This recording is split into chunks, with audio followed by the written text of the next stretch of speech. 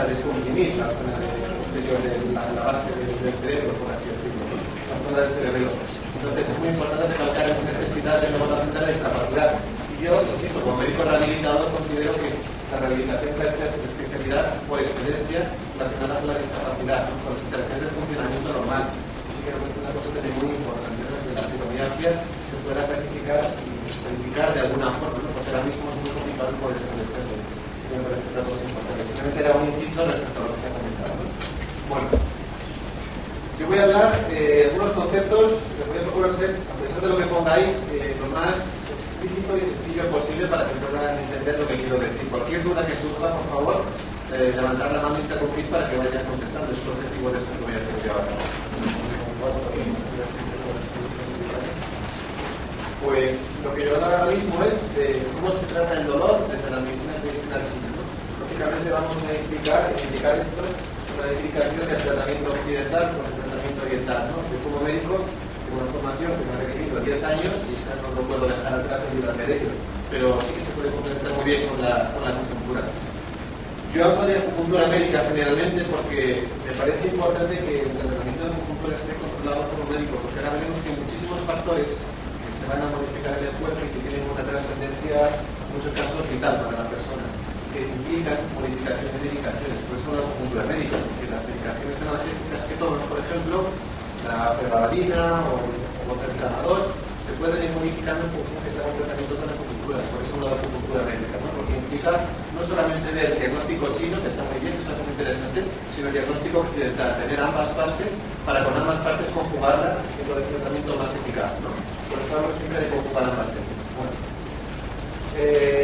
vamos a comenzar con alternando occidental-oriental un poco para que queden las cosas bien mezcladas y bien ajustadas, ¿no? Entonces, vamos a comenzar primero por esas letras que están ahí. Eso es en chino dolor. Tong, eso significa dolor en chino. Sus caracteres en chino. Bueno, pues vamos a comenzar a hablar de dolor. Un poco, para introducir, me gustaría iniciar con una introducción histórica y qué es la cultura china, dónde viene todo esto de la acupuntura. Quizás no sé si se pueden tomar esta licencia aquí para enseñar un poco una pantalla.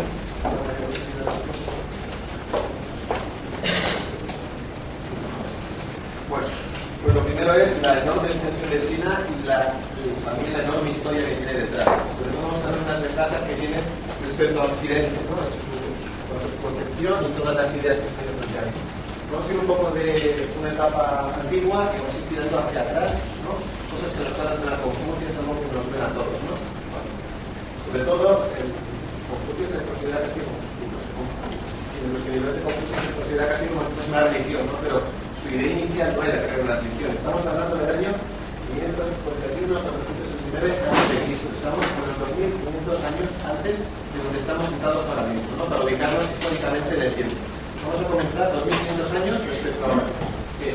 Pues fundamentalmente lo que hablaba era de una virtud, de una sociedad ética, moral, de todos los principios que buscaba que el hombre, pues, a través de la práctica de la virtud, la rectitud, del amor, la humanidad, la generosidad y el respeto a los padres, a la familia en general y a los ancestros, toda la familia que viene detrás, podría conseguir una vida ideal. Y eso que debería regirse por estos principios, algo que no es nada diseñado, pero bueno. Comenzamos aquí por Confucio como un punto clave en la cultura china que ha marcado toda su evolución, pero vamos a ir un poco más atrás. Bueno, nos vamos un poquito más, 100 años, no se sabe exactamente el nacimiento, pero vamos a hablar de Lao Tse. Y bueno, básicamente fue el que ponía el término del Tao. Tao realmente es como se dice, ¿no? Realmente Tao significa el camino del hombre, y el Tao Te Ching es el libro que él estableció sus principios de cómo debía ser guiada la vida de una persona, que realmente tiene una importancia y la actualidad se considera un libro, bueno, de referencia para cualquier persona que quiera estudiar cualquier tipo de cultura, filosofía en general. Cultura china, digamos que es otro pilar básico, ¿no? El Tao. Eso que suena tanto significa el camino del hombre y es un principio para el que la persona debe seguir para lo mismo que hablamos de Confucio, una vida correcta y que, bueno, vivir en armonía todos. El I Ching es un libro que vamos a 1200 a.C., que nos vamos unos cuantos años más, estamos en la Xiaoming, que son 4.200, 3.200 años antes respecto a donde estamos ahora, ¿no? Un poco más atrás. Y es un libro que, bueno, habla de unas...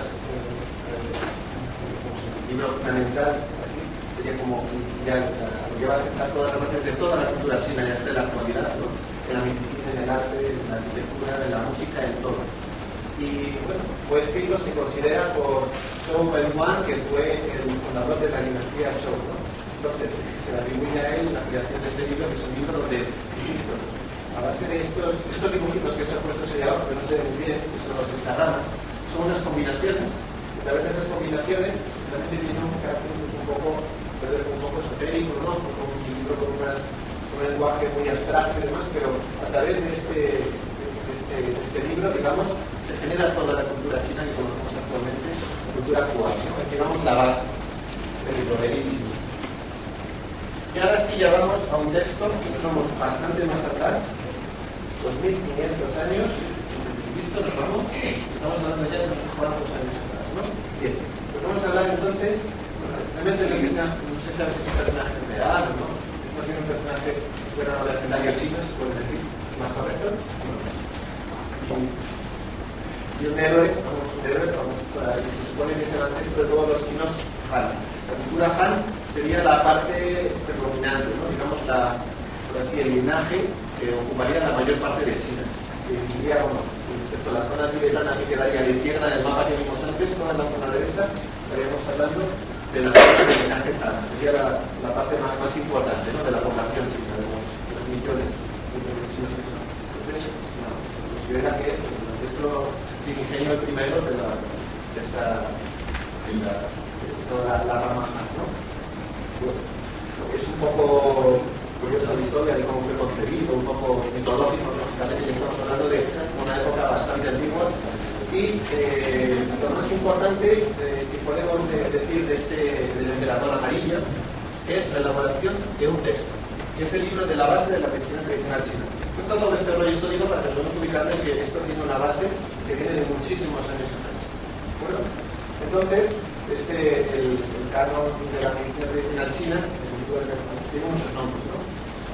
El Meiying se compone básicamente de una especie de pregunta-respuesta a un maestro, un chico, le pregunta al emperador diferentes temas sobre la medicina china, conceptos que actualmente se manejan, ¿no? Se manejan en la consulta de la medicina china, y ella empieza a establecer una serie de bases, ¿no?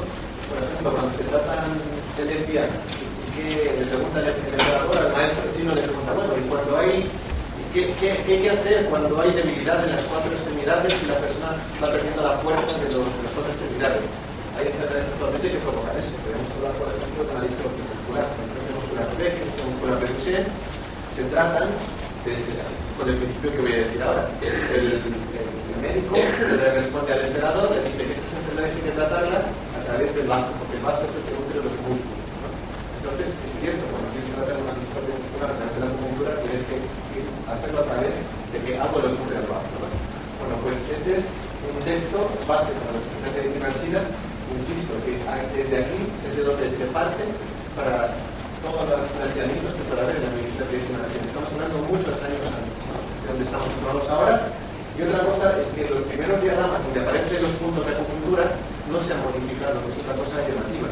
Habitualmente, con los 404 puntos básicos que consideraríamos en el cuerpo humano de acupuntura, si cortamos un punto extra, esos 404 puntos básicos que tendríamos aparecen y no son modificados. Eso es lo llamativo. ¿Cómo es posible que esos puntos hayan sido creados con tal certeza de decir están esos puntos y se ha visto que esos puntos tienen unas funciones muy determinadas? Y ahora lo que voy a ir poco a poco hablando es qué funciones tienen esos puntos y qué importancia tienen, ¿no? Bueno, entonces, ahora dejamos lo chino y vamos a hablar de unos conceptos de dolor y nos metemos ya a hablar sobre el dolor desde el punto de vista occidental, ¿no?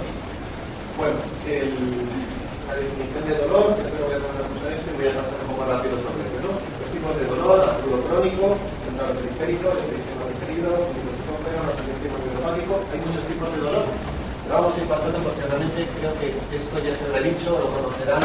Dolor agudo, hasta unos 6 meses se podría considerar a partir de ahí crónico.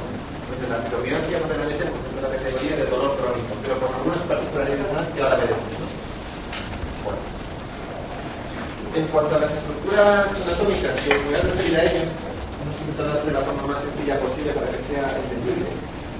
Cuando hablamos cuando recibimos un impulso doloroso, ese dolor que nos llega del exterior, que percibe para una fibromialgia, por ejemplo, una forma anómala, tiene que llegar por alguna parte, ¿no? Fundamentalmente llega por ahí los vectores de dolor, fundamentalmente las fibras A delta y las fibras T. Son dos tipos de fibras que son las que van a hacer que el estímulo doloroso llegue.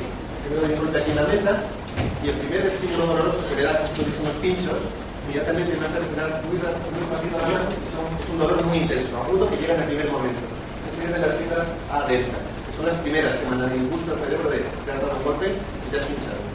Luego, las fibras T serían un poco más lentas, sería un estímulo doloroso más mantenido, ¿no? Pero esas dos fibras son las que transmiten el impulso doloroso y son las que nos hacen que llegue a nuestro sistema nervioso central el que algo está ocurriendo y hay un dolor, ¿no? Luego, en cuanto a las estructuras anatómicas, me parece que no voy a liarlo más, pero bueno, ya se ha dicho, ¿no? Sobre todo hay una estructura muy importante del sistema nervioso central que es el tálamo, que va a ser un poco la moduladora de ese dolor. Una persona que tiene que se dice que tiene mucha resistencia al dolor tiene un umbral alto del dolor, ¿no? Entonces tiene que tener un dolor bastante importante para que perciba el dolor. Sería lo opuesto en la enfermedad, que este umbral del dolor está descendido. No percibe como dolorosos estímulos que no deberían ser dolorosos, ¿no? Entonces, una de las estructuras muy importantes, pongo ahí los superiores del dolor, en primer lugar tendríamos que hablar de funciones del tálamo. No vamos a detenernos en anatomía porque me interesa a mí. El tálamo está situado, como ha dicho el doctor, está situado en el centro del sistema nervioso central, metido ahí, en el medio, ¿no? Es una parte muy importante que regula muchísimas cosas. También otra de las estructuras de la fibromialgia, las alteraciones de la percepción de la temperatura, también es otra cosa relacionada con el tálamo. Por lo tanto, si el tálamo falla, pues uno tendrá alteraciones, incluso percibir como de forma dolorosa temperaturas que no deberían serlo, ¿no? Bueno. Luego, en la corteza cerebral tenemos una parte dedicada a cómo a recibir la información sensitiva, ¿no? Y una cosa que me parece importante mencionar es el concepto de plasticidad cerebral. El cerebro está formado por neuronas, para que nos entendamos. Esas neuronas pueden, y lógicamente es lo que ocurre, a lo largo de la vida van muriendo. Pero ¿qué es lo que ocurre? Van muriendo, pero a su vez establecen conexiones, van cambiando sus conexiones, de forma que van adaptando y van adaptándose a esa muerte neuronal. Por eso una persona que tiene un daño cerebral es capacidad de recuperar un movimiento que aparentemente no tenía. ¿Por qué? Porque sus conexiones entre neuronas se modifican de tal modo que hacen bypass. Si viene una neurona que ha fallecido entre medias, por así decirlo, establece un puente y podemos hacer que se recuperen ciertas capacidades. ¿Qué es lo que ocurre? La plasticidad ocurre para bien y para mal. Cuando uno tiene un dolor mantenido de forma crónica, ese dolor deja su impronta en el sistema nervioso. Es decir, siento dolor y las neuronas están conectadas de una forma X. Pues esa forma que están conectadas las neuronas, al permanecer durante mucho tiempo, hace que ese dolor se quede ahí, grabado literalmente. Entonces también es información muy importante. Como la neuroplasticidad es muy importante para poder eliminar el dolor, ¿no? Si utilizamos, por ejemplo, solamente de forma convencional fármacos, ¿por qué no puede quitar el dolor en muchas ocasiones?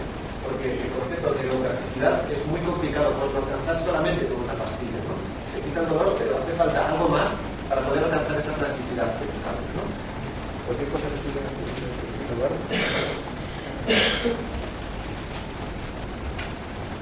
Bueno, en cuanto a este dolor que recibimos por estas fibras que he dicho, A delta y las fibras T, ¿no? Que llega al sistema nervioso, se puede hablar por varias formas, ¿no?